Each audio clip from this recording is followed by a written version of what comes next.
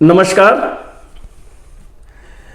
हमारे एक शुभचिंतक से एक प्रश्न आया है कि किसी भी हिंदू शादी में अग्नि का 7 फेरा करवाने के पीछे शास्त्रिक क्या कारण है? क्यों 7 फेरा करवाया जाता है? तो जैसा कि हम जानते हैं कि हमारा जो हिंदू का जो शादी का जो रिवाज है, उसमें शादी के समय में कुछ वचन दिलवाए जाते हैं। कुछ वचन जो कन्या होती हैं वो देती हैं और कुछ वचन जो वर होते हैं वे देते हैं। तो आप हम इस वीडियो को आगे हम कंटिन्यू करें, इसके पहले हम ये समझेंगे कि यह वचन का मतलब क्या है, वचन होता क्या है। तो जब भी हम किसी को वचन देते हैं तो जिस व्यक्ति को वह वचन दिया जाता है उस व्यक्ति के लिए वह अधिकार हो जाता है और जो भी व्यक्ति उस वचन को देता है वह उसका कर्तव्य हो जाता है। उदाहरण के लिए, अगर आप किसी को यह वचन दिए हुए हैं कि हम आपको आपके दुख की घड़ी में हम आपको साथ देंगे, तो जिसको भी आप वचन दिए हुए हैं वह उसका अधिकार बन जाता है कि जब भी वह दुख की घड़ी में हो, जब भी वह परेशान हो, तो वह आपके पास आए और आपसे मदद मांगे, क्योंकि आपने ऐसा वचन दिया है। तो जिसको भी आपने दिया है वह उसका अधिकार हो जाता है। और चूंकि आपने किसी को वचन दे दिया है तो वह वचन का पालन करना है, मतलब आपके लिए वह वचन का पालन करना यह आपका कर्तव्य हो जाता है। तो जो शादी में जो एक दूसरे को जो वचन दिया जाता है, यह अधिकार और कर्तव्य का बहुत ही बेहतरीन उदाहरण है। जो हमारा हिंदू जो शादी का जो रिवाज है, वह अधिकार और कर्तव्य दोनों का बहुत ही लाजवाब, बहुत ही बेहतरीन उदाहरण है।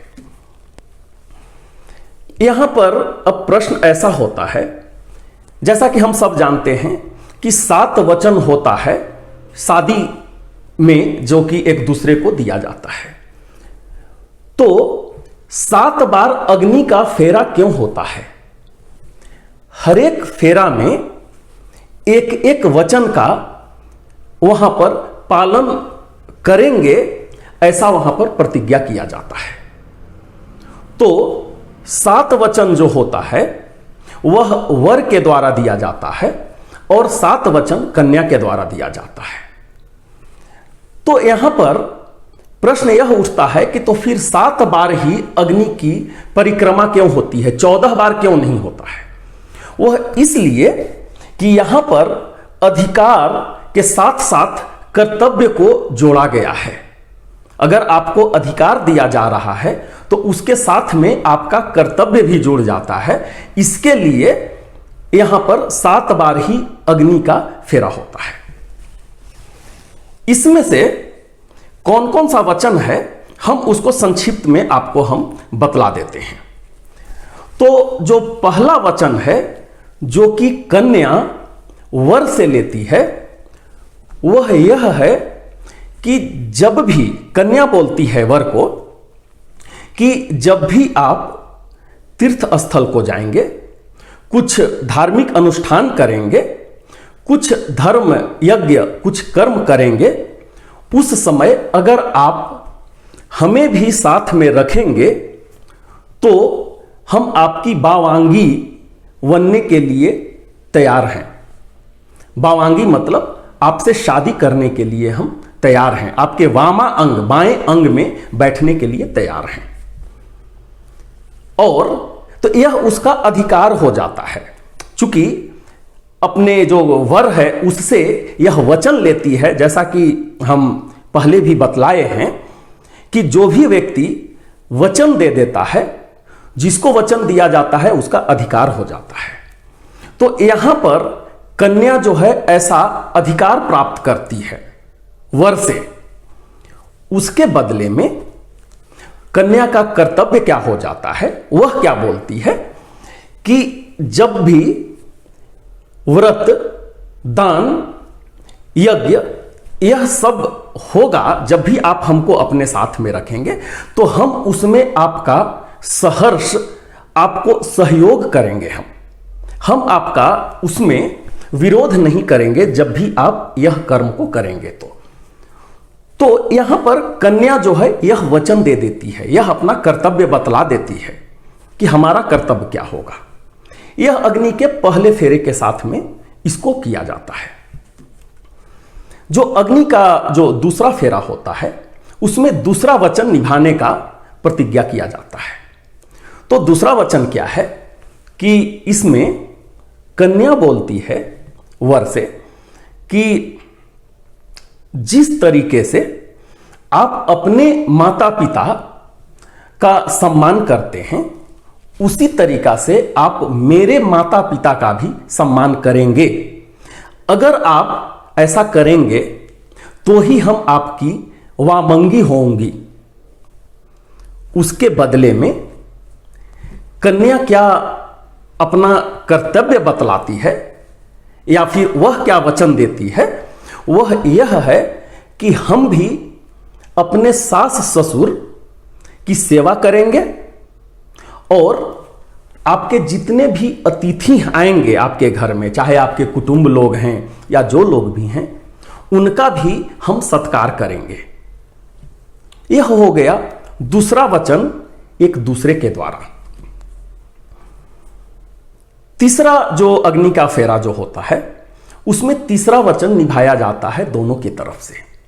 इसमें कन्या वर से तीसरा वचन यह लेती है कि आप हमारा तीनों अवस्था में, युवावस्था में, प्रौढ़ावस्था में और वृद्धावस्था में, ये तीनों अवस्था में आप हमें अपने साथ रखेंगे और हमारा पालन करेंगे। इसके बदले में मेरा कर्तव्य क्या हो जाएगा कि हम आपके हर एक आज्ञा का पालन करेंगे और इसके बदले में हम आपका मनपसंद व्यंजन बनाया करेंगे। यह कन्या के द्वारा ऐसा कर्तव्य बतला रही है। वो जो चौथा अग्नि का फेरा है उसमें कन्या जो वर है उससे वचन लेती है कि आपका जो परिवार का जो दायित्व है वह आप अपने कंधे पर उठाएंगे। कन्या ऐसा बोलती है कि अभी तक आप दूसरे के ऊपर आधारित थे, अपने पिताजी के ऊपर या दादाजी के ऊपर, दूसरे के ऊपर आधारित थे। चूंकि अब आप शादी कर रहे हैं तो आपके साथ साथ मेरा भी आपके ऊपर भार होगा। तो जो भी आपका, हम लोगों का एक परिवार के रूप में जो भी भार होगा, उस भार को आप अपने कंधे पर उठाने के लिए, इसका वहन करने के लिए अगर आप तैयार हैं तो ही हम आपके वामंगी होंगे। ऐसा नहीं है कि शादी के बाद में आप अपने जो मित्र लोग हैं या फिर अपने माँ पिताजी लोग हैं उनसे कुछ मदद लेकर के आप अपना जो शादी का जो मतलब अपना खर्च है आप वो सब कर रहे हैं। ऐसा नहीं है। आप जो भी यहां पर खर्चा होगा आप अपने कंधे पर उठाने के लिए तैयार रहना है आपको। इसके बदले में मेरा कर्तव्य क्या हो जाएगा कि स्वच्छता के साथ में हम तन, मन और कर्म तीनों के साथ में हम आपके साथ क्रीड़ा करेंगे। ये कन्या ऐसा वचन देती है, मतलब अपना कर्तव्य बतला रही है। पांचवा पांचवा जो फेरा होता है, उस फेरा में जो कन्या है वह वर से वचन लेती है कि जब भी घर के कार्य में किसी तरह का लेन देन, जब भी कोई अर्थ संबंधी कुछ कार्यक्रम अगर घर में हो तो उसमें मेरी मंत्रणा भी आप लेंगे। ऐसा ना हो कि आप किसी का लेन देन कुछ कर रहे हैं, पैसे का इधर उधर कुछ कर रहे हैं और हमें कुछ पता ही ना हो, मेरी मंत्रणा भी आप इसमें लेंगे। अगर आप ऐसा करेंगे तो ही मैं आपकी बामंगी बनूंगी। ऐसा अगर आप करेंगे, अपना जो मतलब वचन है अगर आप निभाएंगे, तो उसके बदले में मेरा कर्तव्य क्या हो जाएगा कि धर्म, अर्थ और काम संबंधी कार्यों में आपकी इच्छा की पूर्ति करूंगी और आपको सहयोग दूंगी। यह कन्या का अपना कर्तव्य बतला रही है। छठा, जब छठा फेरा होता है अग्नि का, तो उस छठा फेरा में कन्या है वह यह बोलती है कि आप किसी के भी समक्ष, खास करके जब हम अपने मित्रों के साथ में, सखी के साथ में हम बैठे हुए हैं, तो आप मेरा अपमान नहीं करेंगे और दुर्व्यसन से दूर रहेंगे। ऐसा ना हो कि आप शराब वगैरह पी करके आएं और मेरे साथ, मेरे मित्रों के साथ मतलब सामने या परिवार के सामने आप हमें बेइज्जत करें, सम्मान न करें। अगर ऐसा आप करेंगे तो ही हम आपके वामंगी बनेंगे। अगर ऐसा वचन देते हैं तो ही हम आपकी वामंगी बनने के लिए तैयार हैं। इसके बदले में मेरा कर्तव्य क्या हो जाएगा कि घर की कोई भी परिस्थिति हो, उस परिस्थिति में हम खुश रहेंगे और आपके परिवार का देख रेख करेंगे। ये जो कन्या है ऐसा बोल रही है। ऐसा नहीं है कि जब आप दुख में होंगे तो हम आपको छोड़ देंगे और सुख में रहेंगे तो ही हम आपके साथ रहेंगे। ऐसा नहीं है, यह मेरा कर्तव्य हो जाएगा। और जो सातवां जो वचन होता है जो कि कन्या वर से लेती है, वह यह होता है कि पति और पत्नी के बीच में किसी भी पराई स्त्री को भागीदार नहीं बनाएंगे। किसी भी दूसरी स्त्री को आप बीच में न लाएंगे। अगर आप ऐसा वचन देते हैं तो ही मैं वामंगी बनूंगी, मैं आपके साथ विवाह तभी करूंगी। अगर आप ऐसा करते हैं, यह वचन अगर आप देते हैं, तो साथ में मेरा कर्तव्य क्या हो जाएगा कि सुख दुख में सर्वदा आपके साथ रहूंगी और कभी भी पर पुरुष का गमन नहीं करूंगी। किसी भी दूसरे पुरुष के तरफ हम आकर्षित नहीं होंगे। ऐसी कन्या जो है वह अपना कर्तव्य बतलाती है। तो यह जो 7 वचन है जो कि दोनों एक दूसरे को देते हैं, लेकिन चूंकि यहां पर अधिकार और कर्तव्य दोनों साथ साथ चलता है, इसीलिए इसको जोड़ दिया गया है। मतलब 14 होते हुए भी 7 और 7, 7 वर का 7 कन्या का, ये 14 होते हुए भी इसको 7 बार में ही अधिकार और कर्तव्य दोनों को साथ में इसको करवाया जाता है। अब यहां पर अगला प्रश्न यह होता है कि यह जो मतलब जो प्रतिज्ञा जो होता है या जो वचन होता है वह किसके समक्ष करवाया जाता है। तो इसमें सर्वप्रथम सबसे पहले तो अग्निदेव होते हैं, देवता के रूप में अग्निदेव होते हैं, साथ में गुरुदेव होते हैं, वहां पर पुरोहित जी होते हैं, मां पिताजी होते हैं और इसके साथ में सारे कुटुंब होते हैं। ये जितना भी वचन है अग्नि को साक्षी मान करके सबके समक्ष यह वचन को मतलब शादी से पहले इसको एक दूसरे को वचन देते हैं और बाद में शादी के बंधन में बंधते हैं। एक बार जब शादी हो जाती है तो कन्या जो है वर के बाएं तरफ बैठ जाती है। ठीक है, तो यह रहा हमारा आज का विषय कि 7 फेरे की अनिवार्यता क्या है, उसका इंपॉर्टेंस क्या है और वह कौन कौन से वचन है जिसको जो वर और कन्या एक दूसरे को देते हैं। आज का जो कोर्ट मैरिज है उसमें क्या होता है, यह जो वचन है वह गौण हो जाता है, इसमें वचन का कोई महत्व नहीं रह जाता है।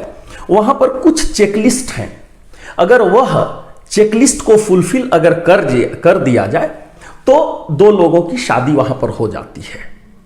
ठीक है, लेकिन यहां पर जो संस्कार जो बतलाया गया है, यहां पर जो वचन एक दूसरे को दिलवाया गया है सबके सामने में, जो मतलब इसके साक्षी रहेंगे, वही जो है हमारा हिंदू धर्म का सबसे बड़ा शादी के बीच में एक स्तंभ होता है। तो हम उम्मीद करते हैं कि यह मेरा विषय आपको पसंद आया होगा, और अगर आपके मन में किसी भी प्रकार का कोई प्रश्न है तो आप हमारे कमेंट सेक्शन में जाकर के अपना प्रश्न लिखिए, हम उसका उत्तर देने का कोशिश करेंगे। हम ये भी चाहेंगे कि आप हमारा चैनल को सब्सक्राइब कर लीजिए ताकि जब भी कोई नया विषय आए वह सर्वप्रथम आपके पास पहुंचे।